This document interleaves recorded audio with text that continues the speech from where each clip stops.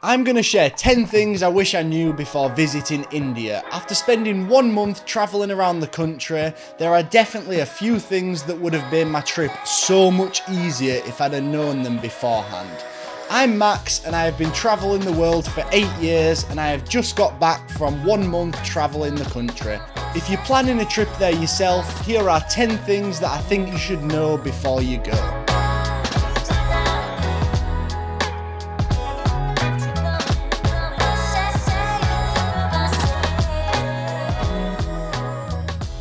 Number 1, visa.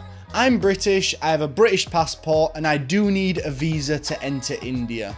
You can do it online. There are 2 ways you can do it. You can either go through the government website or you can go through a third party. I tried on the government website, but honestly, I found it really difficult and there's so many questions, so I ended up going through a third party. They do charge a fair bit more. I think I paid around £80 for my visa. For the hassle it saved, it was definitely worth it. And make sure you apply well before you visit.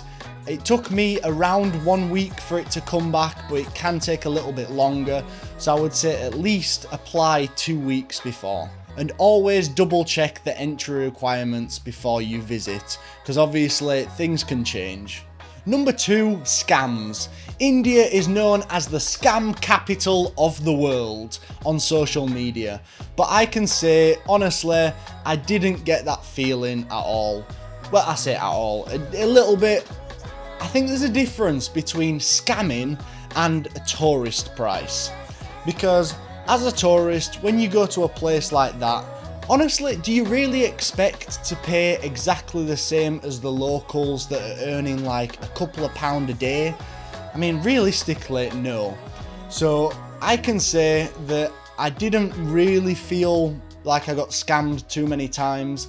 The second day I was exploring the city, I posted my video about exploring my first 24 hours in Delhi, and I got loads of comments saying, oh, you got scammed by the tuk-tuk driver, he scammed you. I mean, he charged me about £12 for 5 hours of taking me around and showing me different places. If it's not a crazy price, I'm not even bothered about him doing that. Fair play, you need to make your money. At the end of the day, I think, if you're happy with the price, then it's not a scam, you're just happy to pay that. The only time it's a scam is when, let's say, before I get in a taxi, I agree, right, I'm going to pay 200 and you're going to take me here. And then once you get there, then they're like, oh no, I want 400 or 500. That's a scam. But I didn't really have too many issues with that.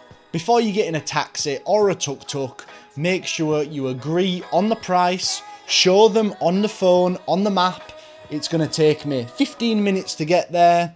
And I am going to pay X amount, I don't know, 200, 500. And once you agree on that price, then if when you get to the end, maybe you want to give them a little tip on top of that, but don't feel pressured at all in giving extra. And be aware, if somebody is helping you out, not all the time, I didn't have too many issues with this, but after traveling the world for like 8 years, I've learned a lot of the time, if somebody is helping you out, they're going to want a little bit of something. So if someone does genuinely help you, feel free to give them just a small note, 10, 20. It's a nice thing if they help you out. But again, don't feel pressured into it. Number 3, money.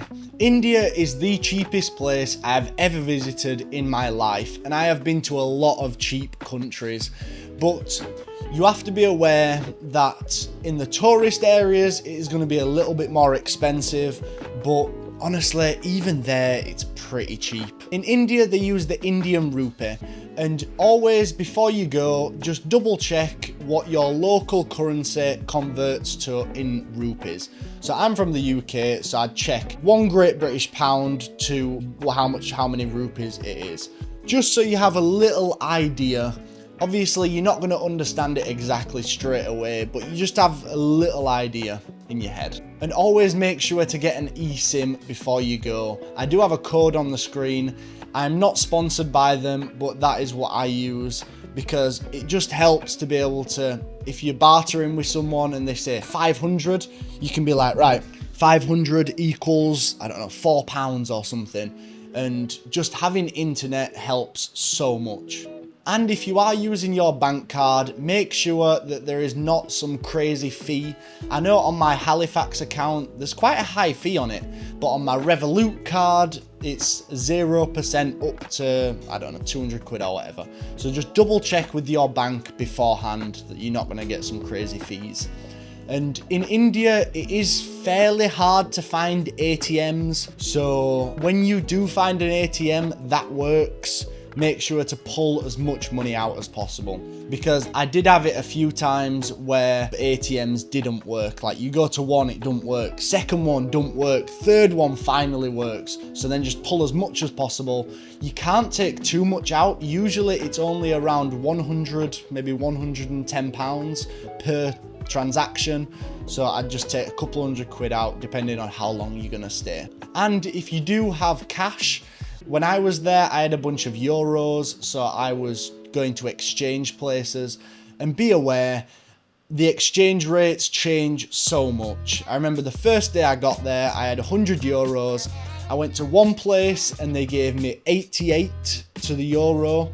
And then I went to maybe 4 or 5 different places and I ended up finding a place that gave me 105. That is a huge difference. So don't just change it at the first place. Check on Google and try get as close to the rate as possible. Oh yeah, and make sure you have cash on you. Cash is king. You don't want to be having to use your card because a lot of places don't accept card. Don't get me wrong, the big places will, but the smaller places won't. Number 4, transport. The first thing you need to understand is India is huge. It is way bigger than you expect. So traveling around the country does take a lot longer than you expect. I mean, I used sleeper buses. So this is the crib for the next 5-6 hours. That were very nice, but they do take quite a while. I mean, you've got your bed, so it's completely fine. It's actually really nice. I had a really good experience with it, and they were so cheap. I went from Delhi to Rishikesh, that's around a 5-hour drive, and I paid £8 for a sleeper bus. And then I went from Rishikesh to Vrindavan, and that cost me, it was like £15, £16, and that's a 7-8 hour trip. So I would highly recommend sleeper buses. I didn't get the train too many times. I jumped on one, but one thing that I did find a little bit weird was it was really hard to book a ticket. You had to have an Indian ID, I think. I couldn't even get around it, so if anyone knows about it, let me know. I did want to get the train from Delhi to Mumbai, but like I just couldn't book it, and I ended up giving up and I got a flight. From Delhi to Mumbai, it was £50 with my bags, so I can't complain. And the train takes about 30 odd hours, and the flight took 2 hours.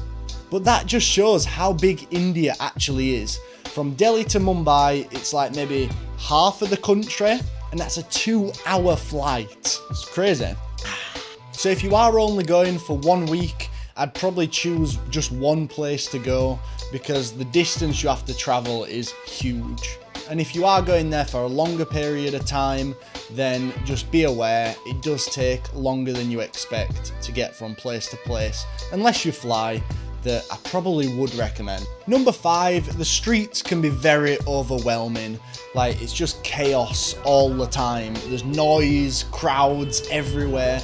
And the thing that bothered me, insane, is the beeping. Oh my gosh. Really, the beeping is just non-stop. Why are you beeping like that? It's not going to speed you up at all the time. Really, it gave me a headache, and I'm not the guy that gets headaches often. After spending around 1 week in Delhi, I went to Rishikesh for a few days, and then after that, I was like, right, I just need to get away from people. And then I ended up getting a homestay in the mountains a few days just to get some silence. But that was the only place in the whole of India that I found to be quiet. Obviously, I only spent 1 month there, so I didn't go everywhere, But if you do want calm and relaxed, I would definitely recommend going the Himalayas. And even though I have been traveling in loads of countries, there is chaos everywhere and markets and stuff, India definitely takes the top. It was the craziest place and most overwhelming place I ever went. Number 6, the food is amazing, but you have to be very, very careful. Again, I usually have a really strong stomach, but I struggled a few times in India. I mean, the majority of my trip, I had a bit of a bad stomach. So be aware, if you are eating at more local places, there is a pretty high chance you will get a bad stomach. But the variety of food is endless, and they do have some incredible food. It's definitely worth having a bad stomach for a couple of days. But at the end of the day, you just have to be sensible, because having a bad stomach for a few days can ruin your trip if you're only there for a short period of time. Number 7, this kind of comes back to that chaos point, but where to relax. Honestly, like I said, the only place I found there was to relax is in the mountains. So if you are feeling overwhelmed and you do want to get away, I would definitely recommend going up into like Rishikesh or the Himalayan mountains. When I was in Rishikesh, I did whitewater rafting, and I did it with a company called Red Chili Adventures, and they offer multi-day hikes. It is something that I really do want to do next time I'm there. They offer one that's like a 15-day hike across the Himalayas. It looks absolutely incredible. They do also shorter hikes as well, but if you are going and you want more active trip, then I would definitely recommend checking them out, because that is something that I do want to do. Number 8, photos, filming and attention. It is actually really surprising how many people ask for pictures. I was at the the Gateway of India in Mumbai, and I must have got asked for 20, maybe 30 pictures within an hour. So many people have asked for selfies. This is literally the 5th one I've taken. Have a good day, man. Wild. So you'll probably end up in loads of random people's pictures. But it's all nice, they're very friendly about it, it's just fun. And people are way less camera shy than I expected. I didn't have any problems at all of filming in India. So usually when I'm filming, there'll be a few people that say, can you not film me or whatever, can you not film in my shop? Everybody even wanted to be on camera. As soon as they saw me walking down the street filming myself, they'd come up to me, you a vlogger? Are you a vlogger? Are you a YouTuber? But everyone's very friendly, and I think they understand social media a lot more in a lot of places in like Africa and stuff. Number 9, the animals. There are animals all over India. It doesn't matter if you're in the middle of the city or in the middle of nowhere. In Delhi, you've got monkeys running about, you've got cows that are just strolling down the street, and it's just normal there. It is crazy. Monkeys can be a nuisance in some areas. I mean, when I was in Rishikesh, I went for a hike on my own and I got robbed by monkeys for my eggs. I did a hike, I bought a little camping stove, and my plan was hike, make some food up there, make some eggs, make some potatoes, and just enjoy myself. But I ended up getting robbed by monkeys. Again, I'll leave that video in the description. And obviously you've got stray dogs all over as well. And the wildlife really does become a part of just everyday life. Number 10, safety. I felt actually very safe in India. I didn't have any problems at all, but I am quite a cautious traveller. I am very aware of my surroundings, and I don't take any risks, as in I'd never leave my phone or my bag or anything anywhere that I know is not 100% safe. So you just have to have some common sense. Don't be leaving your phone or your wallet or anything anywhere. I did a video in Delhi where I got 3 random buses, and I just jumped on random buses, and the last bus was super busy, and I got told by multiple people, look, make sure your bag is on the front and it's all zipped up, because there are a lot of pickpocketers. But like I say, I didn't have any problems with that. Even in Mumbai, I stayed at this place and it felt really sketchy. This is in a proper sketchy place. Nah. It felt a little bit like a bit of a dangerous place, but I did a video walking around at night and people were really nice. It was incredible.